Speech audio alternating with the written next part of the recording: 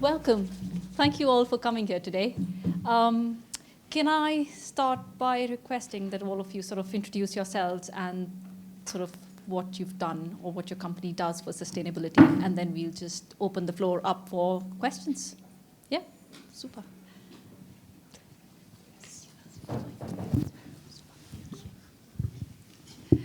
Hi everyone, I'm Laura from Evolve Beauty, and we are an organic cosmetics manufacturer based in Hertfordshire, in Radlett.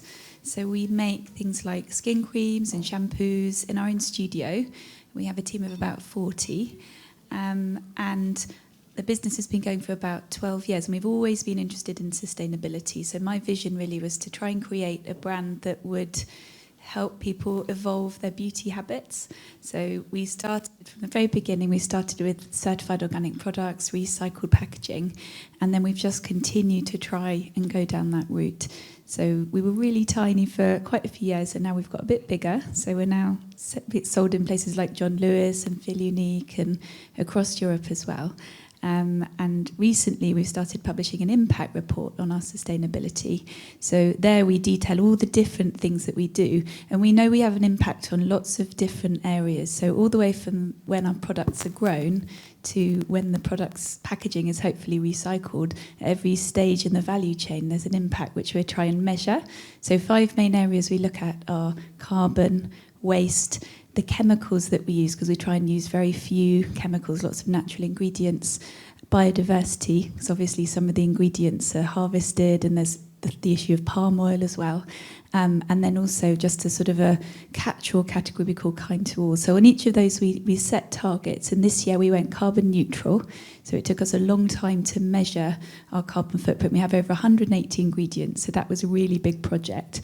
And then we do lots of things on waste, so we use a lot of recycled packaging. And we also started using grass cartons recently, which are made out of paper made from grass rather than from wood, because that's much faster growing. And on the kind to all category, we got our cruelty-free certification and our vegan certification to go along with our organic certification. So I think it's really important to have some of those certifications so that there's an independent measure of what we're doing. And we can sort of really back up what we're doing and not just kind of make up our own rules. So that's kind of a snapshot of what we've done. Hi, my name's Fiona. My company is called JPA Workspaces. We're an office furniture fit-out company based in St Albans. We started looking at sustainability several years ago, from a perspective, first of all, of reducing waste, because we could get our heads around that as a small company, reduce waste of every type, carbon, water, paper, time, energy, the whole lot. And then we found the more we looked, the more we saw. And that's how we sort of got down the road of progressing down sort of sustainability. We've also gone carbon neutral in the last 12 months. So we've measured our scope 1 and scope 2. We're just starting on scope 3. We're continually driving our scope 1 and 2 targets down. So we've offset those with removal. I've learned that today. Trees, removal. Andrew, you're just a hero all round, quite honestly. We all love you. What else are we doing? We're now... The thing about office furniture is 85% of all the office furniture produced and purchased in the UK goes to landfill. It gets sadder and sadder and sadder. It looks more tired, and it just gets buried. And we decided to try and do something about that a few years ago and start trying to see if it could be repurposed, reconfigured, reworked, rehomed, any of the rewords. And we've now developed a community rehoming service where still fit for task product can be rehomed in the community. If it's really beyond the pale, it's recycled, nothing goes to landfill. And increasingly now we're seeing market for second life office furniture. And so that's really good. So suddenly there's an appetite for this, where we were, back the drum up until 2 years ago and nobody was particularly interested. And now, yay, the world has woken up. So it's good times. Everything's very promising. Good afternoon. My name's Lloyd Davis. I'm Service Development Director for ElectrAssure, and we are an electric vehicle charging company. We provide charging systems for commercial customers. So we were one of the early entrants into electric vehicle charging 9 years ago when it was a kind of cottage industry.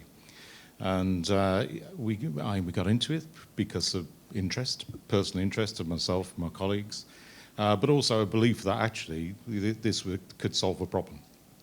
And sustainability has become, obviously, what we deliver is enabling our clients to make their fleet sustainable. It's generally fleet customers that we deliver to, but also the customers that we now deliver to, some very large customers, demand that we have environmental management systems and complete infrastructure to enable us to become a sustainable company. So probably a good example of that is our current one, which is a little company called National Grid. So we're currently rolling out the infrastructure for them for 290 sites. They have a regulatory commitment to move their operational fleet to electric vehicles, 60% by 2026, and that's a huge ask. In some of the areas, the vehicles simply don't yet exist for them to migrate to. So they're really one of the early movers and are required to be. So in order to win National Grid and to maintain ourselves as a supplier, then they require us to have full environmental management systems, a sustainability policy, carbon management. So it's really gone full circle. So that's now at the heart of our business. So yep, that's me. All right, thank you. Hi everyone, I'm Andy Gray. I work for Canada Life. We're a financial services company, and if you're not aware, our head office is in Potters Bar, so we have a local connection here. And I work for a responsible business team at Canada Life. That's really a term that we use for sustainability. I really like the slides and the map that the guys from Sustainable X took you through, really to encapsulate all of the areas that come under responsible business for us. And with that being possibly or one of the biggest employers in Hertsmere and Hertfordshire, we really feel there's a great responsibility on us, as Sophie shared earlier, to be part of the community and to use the resources that we have. Me and my colleague Sasha, who's here today, have been really heavily involved in reinventing our workspaces, and that's been one of our key kind of projects over the last couple of years, starting with the Potters Bar office and our central London location. And thankfully, Sophie's done quite a lot of the work in explaining what that really covers. And it was the way that we were introduced and met quite a few of the contacts that I know here today. So our operations and our products have a huge kind of UK and global impact. So that's why the task on us, even more so, is to be responsible about how sustainable we are. It's great to be here and meet lots of new people. Thank you very much. Good afternoon, everybody. My name's Duncan Lewis. I'm Chief Exec of Emmaus Hertfordshire. We're a charity and social enterprise, part of the wider Emmaus organisation, which I think globally is quite a well-kept secret. So there are about 350 Emmaus communities in 38 countries around the world. 29 of them are in the UK, but it's a federated structure. So we're all independent in terms of governance and finances, and we're all local. And certainly at Emmaus Hertfordshire, we're very proud to be a local charity and part of the Hertfordshire infrastructure. Our mission is to end homelessness. And we do that by providing a home and meaningful work experience for a group of up to 36 formerly homeless companions who come to us. And we're much more than just a night shelter. Our commitment to them when they come to us is open-ended. As well as the work experience we provide them with all the other support that they need. We feed them, we give them counselling. You don't just become homeless. There will be some kind of trauma. It might be abuse, it might be relationship breakdown, it might be bereavement, it might be loss of employment. So we give them the time and the support to work through all of those issues. In return, they work for us 40 hours a week in our social enterprise. And I'm pleased to say that sustainability is absolutely at the core of that. So we're all about upcycling and recycling furniture, which is either donated or we collect from doing house clearances. And it's hard to track exactly the impact of that, but Emmaus UK, the kind of parent federation, did some work and estimated a while ago that a typical Emmaus community will save about 500 tonnes of furniture from going to landfill by reusing or upcycling it. We have a workshop on site, and that gives more work experience to the companions as they work on saving some of that furniture. So it's a nice model. We help the people, but hopefully we also have a positive environmental impact. If sustainability is about doing well by doing good, then hopefully we do well and do more good by doing good. So that's us. Thank you. Super. Thank you so much. Now we'll open up to the floor for questions. Yep. I have a question. My name is Amanda Freeman. I work for the Manufacturing Growth Programme, and I know Laura really well. We've actually part-funded her carbon footprint measuring project. And we're happy to do that for any small and medium-sized manufacturers. The scheme covers about half the country. That's my spiel over. The question I wanted to ask Laura is, how has going through the carbon footprint measuring project impacted the staff? What results have you seen for the people?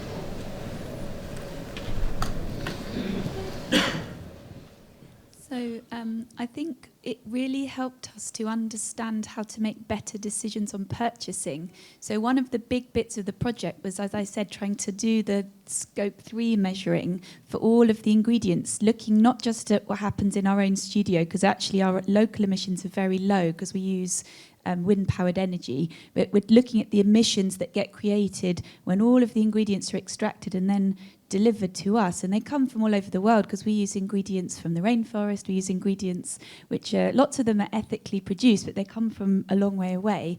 And so one of the really big insights was that actually most of that carbon emission comes from how they are transported to us. So we thought it would all be the extraction processes of how they were all extracted, and it was going to be really difficult to uncover, because normally when you do carbon footprinting, you use kind of standardized intensity measures. So, you know, I don't know, a particular extraction process, people will know that it will have a certain amount of carbon associated with it. It turned out, because it was mostly the transport emissions, in some ways that's much easier for us to measure, because we can collect data from all of our suppliers on, are you air freighting this?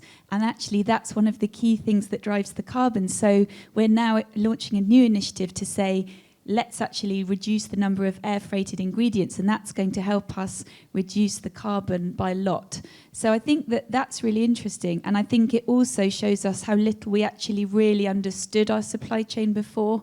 So it's also prompted a new piece of work, which is looking at, well, what else can we learn from our suppliers? The supply chain's a bit of a black box in cosmetics, and that's the new project I want to launch, which is not to do with carbon, it's just to do more generally with responsibility and ethics, and just making sure that there are, you know, the supply chains are all really ethical. The other good thing about going carbon neutral from a staff perspective is that I think that just all the things we do help us recruit better. So I think people are inspired by what we do, and we get lots of applications from people who have similar values to us. I think one of the things the pandemic has done is sort of told, you know, people have reevaluated what they want to do with their lives, I think. And so we're getting lots of applications from passionate people who want to work in a vegan, carbon neutral type business. So it's really helpful. Super. Thank you. So I've got a quick question for any of you who would want to answer. Did you always sort of do this? Or did something change that made you integrate sustainability?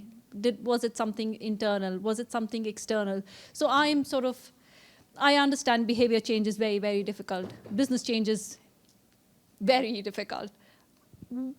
But how did it happen for you?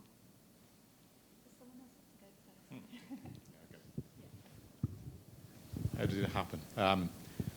In terms of the sort of formal certification and the policies, it was actually a vehicle for us to step up the market.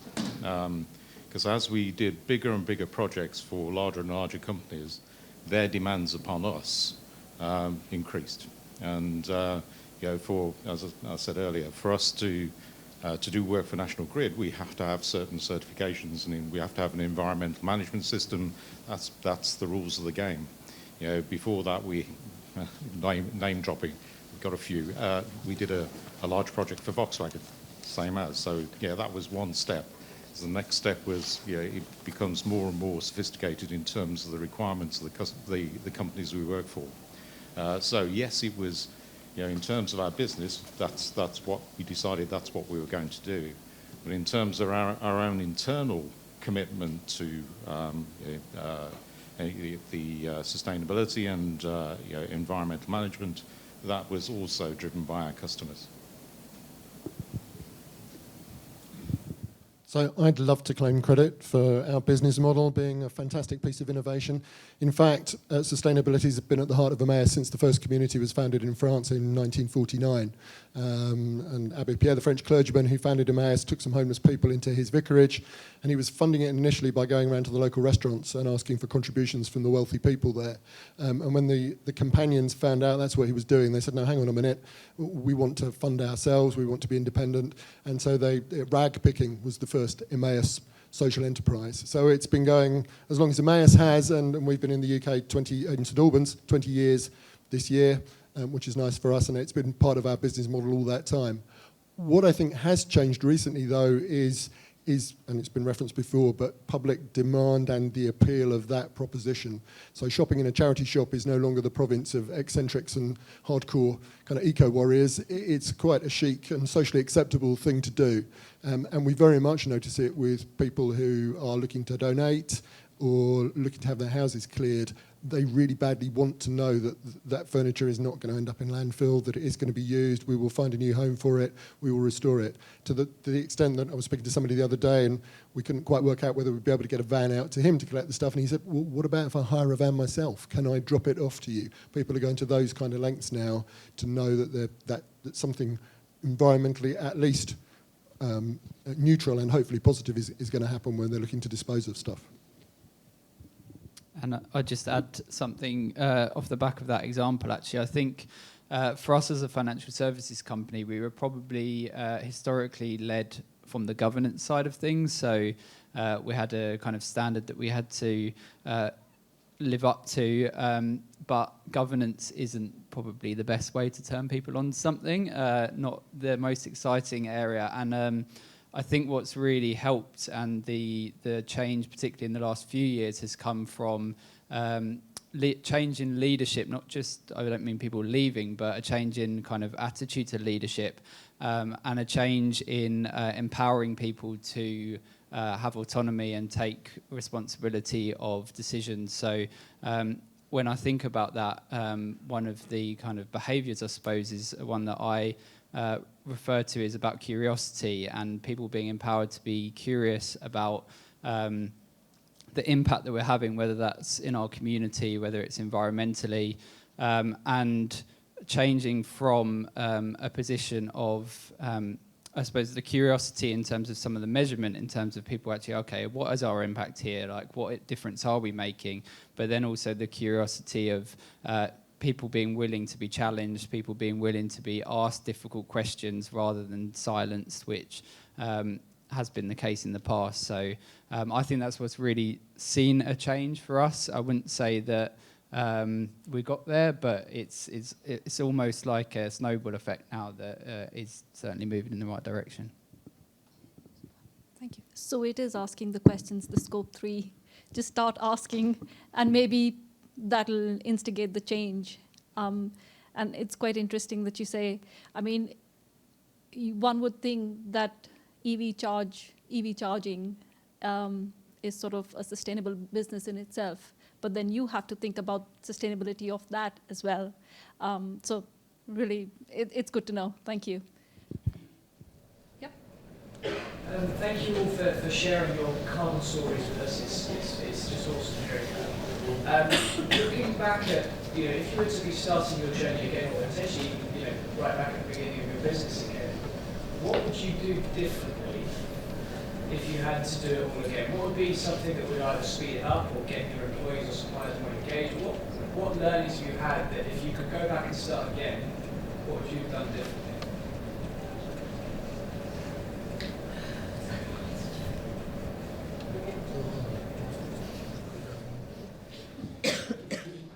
give them all time to think. I think, from our perspective, I've really enjoyed being here this morning, and it's given me quite a lot to take away. So I think there's a danger that if the very core of what you do is sustainable, you kind of forget about and get a bit complacent about all the rest. So I will certainly be going away with renewed zeal around how can we really tighten up and refine, and it's the scope 3 stuff. And some of it will be at a very measured pace because we're a charity and we've got lots of other priorities. But I've got my fleet is knackered old diesel vans. The sooner we can go electric, the better. We occupy premises which fantastically was donated to us by St Albans District Council free of charge on a 99-year lease. But it's an old building and it could be much more energy efficient. And quite how we get there, as I say, is going to be an interesting challenge. But we definitely need to tighten up on all of those other things. There's much more we can do.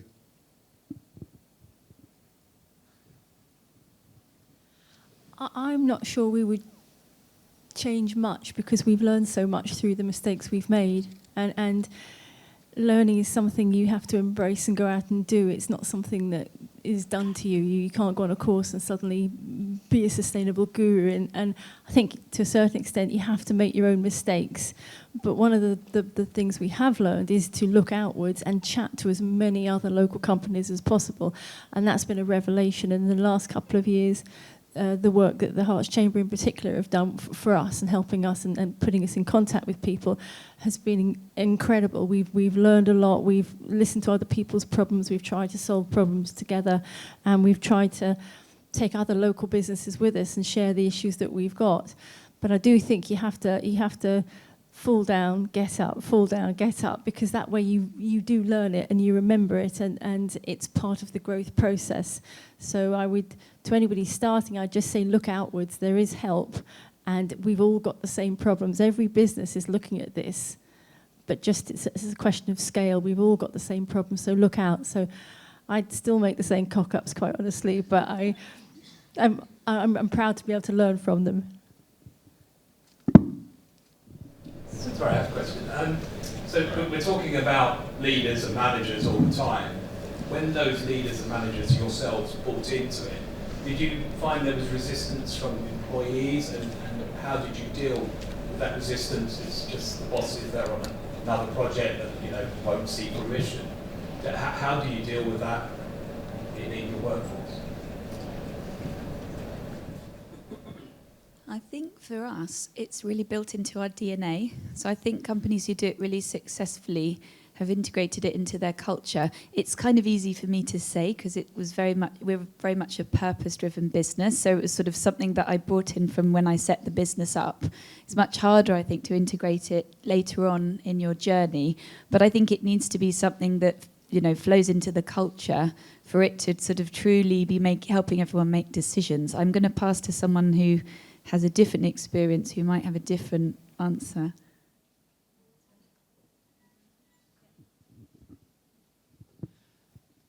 I think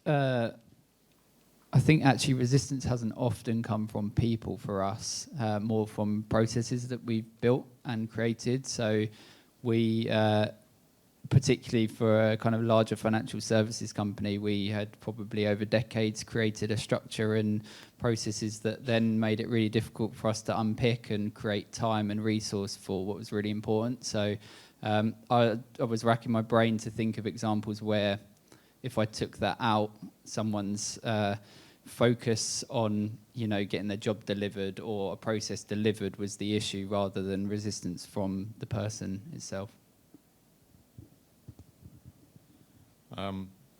Fairly straightforward for us, really. We're still only an 11-person business, and so we're all nice and cuddly together. So we all kind of agree to the same stuff. Plus the fact that our core business is in the environmental and sustainability area, and if you don't buy into it, we all sing from the same hymn sheet because it's real easy because we're kind of close together. So minimal resistance. Because we deliver projects nationwide, we also use subcontractors, and one challenge is to make sure that they comply with the same rules that we comply with, and that's very much a contractual and organisational thing, and choosing the right partners, ones who are going to behave the way that you want them to behave. So, yeah, that's us. That's a really good question. There was a time, probably, I don't know, 10 years ago, where if you were green, you were the sandal-wearing brigade, and you were definitely a bit strange. And as our business, we've had a sort of a sustainable service we've been doing a lot without knowing what we've been doing. So we've been offering repairs and ongoing support with our clients for years.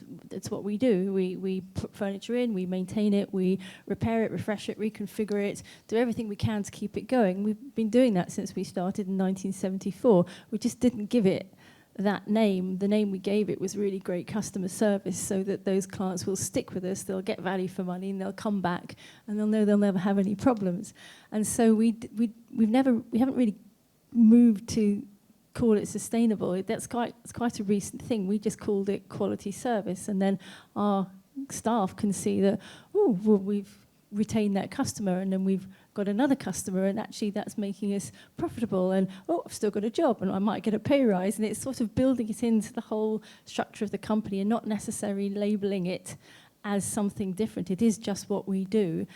And I have to say, the shift in the last couple of years of clients asking us what we're doing, not just in terms of our products and services, but our operation, the whole 3D sustainability thing, people, planet, profit, how we're contributing locally, what impact are we making with local employment, using local contractors, the environmental, the saving carbon, the saving waste. It's all meshed together now, and so it's more about building a basis for your business. It's not a little green pocket over there anymore. It's absolutely fundamental to business growth, and I think most of us are starting to see that. So we just don't give it that tag, but it is what we do to grow the business. Super. Thank you. So just very quickly, obviously slightly different relationship with my workforce because they're our companions. But one of the things you quite often lose if you become homeless is your sense of self-worth. And so far from us having to sell in the business model to the companions when they come on board, actually that thought that they're making a wider contribution to society is something that they really value, and particularly the guys in the workshop who do a lot of really painstaking manual work to bring these bits of furniture back to life. They take real pride in what they're doing. So I think it's a very positive thing. It's not something we've had to sell in. Hi there. I did have a question, but actually a lot of it's been answered. It's really insightful from the panel. Thank you. I was thinking about the theme of the conference being growth through sustainability, and I think it feels really clear that it's the only route, really. Sustainability is kind of the route we all need to go through. So I was going to ask a different question about communicating your impact, communicating what you're doing and celebrating it. The Green Claims Code's come out recently, so kind of to avoid greenwashing. Is there anything that you any insights you've got on that about how to communicate what you're doing in a way that is really clear, is powerful, but then doesn't kind of overclaim? There's been a recent case with an oat milk producer that has kind of perhaps claimed some things or left some things out. So how do you tread that careful line? I'll go first because it'll be quick. For us as a charity, lots of the measurements and certifications, to be honest, are luxuries I can't afford. So that's the bad news. I think if we could, then we could tell our story better and more powerfully, and it's something we're aware of, we'd like to do more of. The saving grace from my perspective is it's a really simple proposition and people get it. We will reuse your furniture. So that's our saving grace, but it's always something that we will be looking to improve on. You've probably given me an answer to the previous question about things we would have done differently, because I think we probably haven't said enough. While obviously remaining very factual and accurate, we probably took too long to tell the positive stories and get people behind it sooner. So, yeah.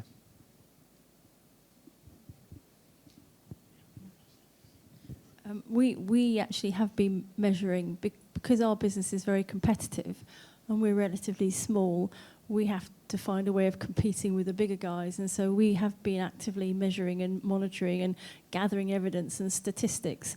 And it's really interesting. The more you think about it, the simpler it gets and the easier it is to make progress. So we've started now, there's a general index in the furniture industry of the carbon content of an average chair, an average desk, an average this, an average that.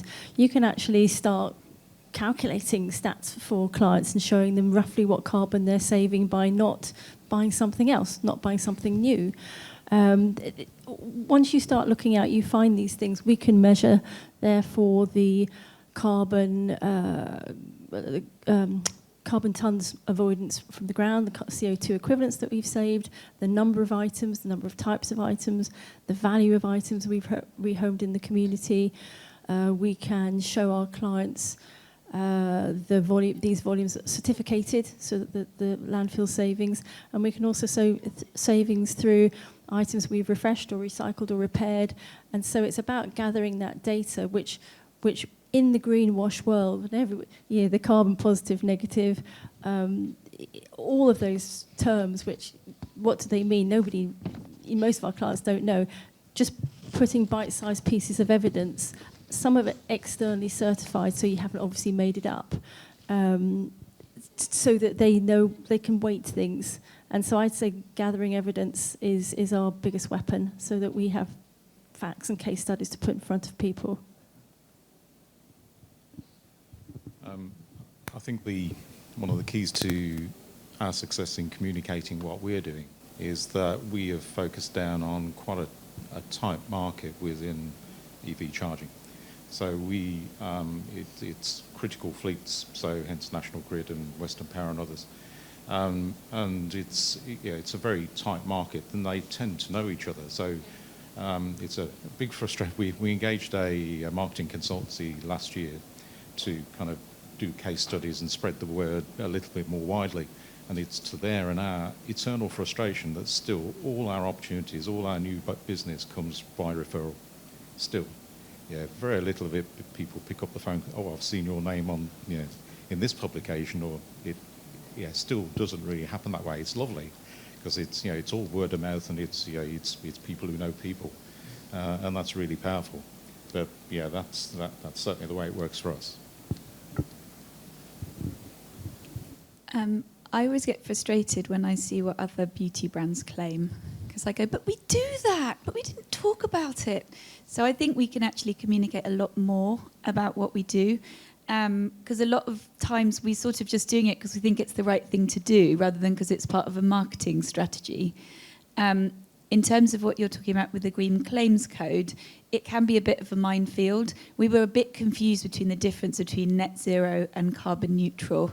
But luckily, the lady we were working with, who was helping us with all the mapping, set us straight. And she also explained that it was better to say carbon neutral than climate positive, which was what we were using before, that someone else had told us to use. So I think it's good to work with experts who really know their sector, because it can be quite confusing. And I think, we do tend to back things up, as I said before, with certifications, which I think is really important, and with facts. But sometimes things are quite hard to quantify. So we really want to quantify how much greener it is that we make our products in our own studio than if they were made halfway around the world and shipped to us, because we're fairly sure that's lower carbon, probably lower waste as well. But actually, it's really hard to measure. But it's a project now, because I'm pretty sure it is. And I think if we had a number on that, I think that would be quite helpful. Super, thank you very much. Yes. Hi. Just a question on for Candlelight. In regards to sustainable investments, what can we do on an individual level, or a corporate level, or a local authority level to ensure that we're investing sustainably? Because I think a number of European banks last year continued to plan billions into the production of fossil fuels. So what can we do to ensure we're making the right investment choices? I have to admit, I'm not an expert on the responsible investing side, but obviously for us, it's number one priority in terms of the impact that we have globally, is where we invest our money, because it underpins all of our products. And we've obviously seen a big change in demand for ethical funds, or other terms that are used for them, and that's for us internally as well. For example, what goes into our pension funds or protection products, etc. But I think there is, I suppose, like some of the other areas that have been discussed, it can be a bit of a minefield in terms of understanding the language and what exactly is beneath the surface with the funds. But I suppose the expertise and the help to understand that is there, but it's not easy. It's the same as the example with 0.1 of a mark on an ingredient of something and things like this. It's not straightforward, but I would just say that along those lines of being curious, like, it is each of our responsibility to understand what we're investing in, whether that's with a bank or financial services company, and we should be held to account and they should be held to account in responsibly investing. So that's obviously a key area for us, individually as well as from my kind of financial services point of view. Super. Thank you so much. Thank you all for your time. We have to wrap up now. Really appreciate your thoughts and insights, and hopefully the conversations will continue in the networking event and over lunch. Thank you.